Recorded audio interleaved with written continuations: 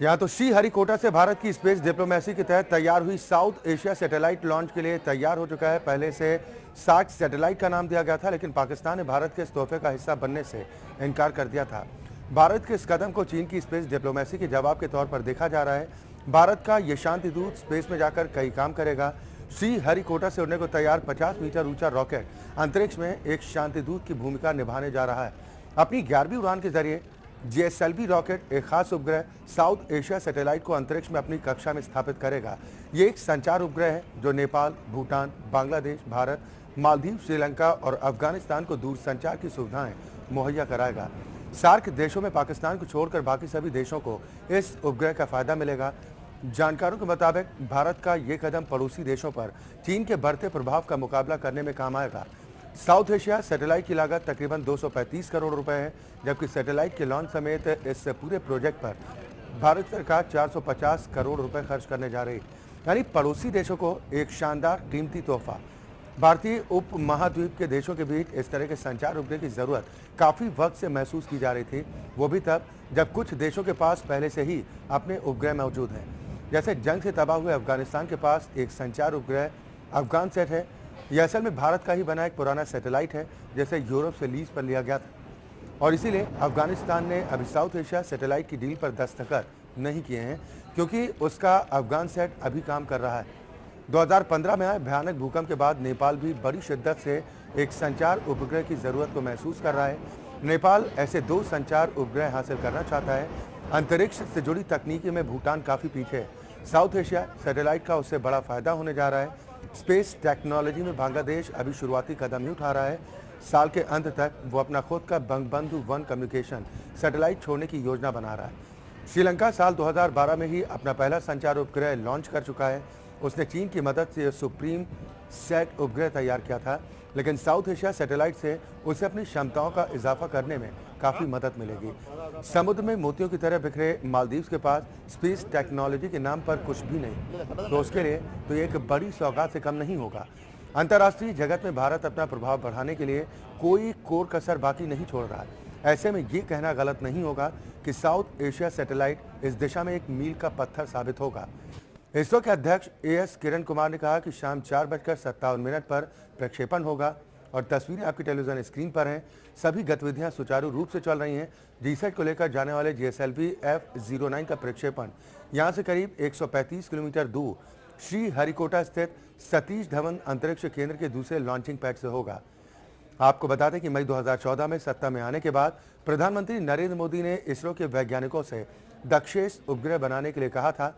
वो पड़ोसी देशों को भारत की ओर से उपहार होगा। गत रविवार को मन की बात कार्यक्रम में मोदी ने घोषणा की थी कि दक्षिण एशिया उपग्रह अपने पड़ोसी देशों को भारत की ओर से कीमती उपहार होगा। प्रधानमंत्री मोदी ने कहा था कि 5 मई को भारत दक्षिण एशिया उपग्रह का प्रक्षेपण करेगा। इस परियोजना में हिस्सा लेने वाले देशों की विकासात्मक जरूरतों को पूरा करने में इस उपग्रह के फायदे लंबा रास्ता तय करेंगे।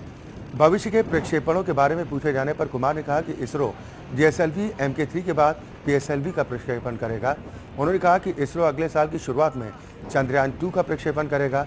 इससे पहले संचार उपग्रह JST-8 का प्रक्षेपण 21 मई 2011 को फ्रेंच गुयाना के कोउरो में हुआ था।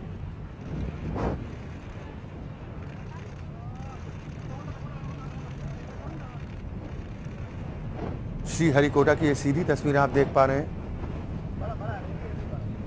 भारत की स्पेस डिप्लोमेसी, श्रीहरिकोटा से भारत की स्पेस डिप्लोमेसी के तहत तैयार हुई साउथ एशिया सैटेलाइट लॉन्च के उड़ान भर चुका है। पहले से सार्क सैटेलाइट का नाम दिया गया था, लेकिन पाकिस्तान ने भारत के इस तोहफे का हिस्सा बनने से इनकार कर दिया था, और भारत के इस कदम को चीन की स्पेस डिप्लोमेसी के जवाब के तौर पर देखा जा रहा है। भारत का ये शांति दूत स्पेस में जाकर कई काम करेगा। श्रीहरिकोटा से उड़ने को तैयार 50 मीटर ऊंचा रॉकेट ये उड़ान भर चुका है। अंतरिक्ष में एक शांति दूत की भूमिका निभाने जा रहा है। अपनी 11वीं उड़ान के जरिए जीएसएलवी रॉकेट एक खास उपग्रह साउथ एशिया सैटेलाइट को अंतरिक्ष में अपनी कक्षा में स्थापित करेगा। ये संचार उपग्रह जो नेपाल, भूटान, बांग्लादेश, भारत, मालदीव, श्रीलंका और अफगानिस्तान को दूरसंचार की सुविधाएं मुहैया कराएगा। सार्क देशों में पाकिस्तान को छोड़कर बाकी सभी देशों को इस उपग्रह का फायदा मिलेगा। जानकारों के मुताबिक भारत का ये कदम पड़ोसी देशों पर चीन के बढ़ते प्रभाव का मुकाबला करने में काम आएगा। साउथ एशिया सैटेलाइट की लागत तकरीबन 235 करोड़ रुपए है, जबकि सैटेलाइट के लॉन्च समेत ऐसे पूरे प्रोजेक्ट पर भारत 450 करोड़ रुपए खर्च कर रहा है। यानी पड़ोसी देशों को एक शानदार कीमती तोहफा कह सकते हैं। भारतीय उपमहाद्वीप के देशों के बीच इस तरह के संचार उपग्रह की जरूरत पिछले काफी अरसे से महसूस की जा रही थी, वो भी तब जब कुछ देशों के पास पहले से ही अपने उपग्रह हैं। जैसे जंग से तबाह हुए अफगानिस्तान के पास एक संचार उपग्रह अफगान सेट है।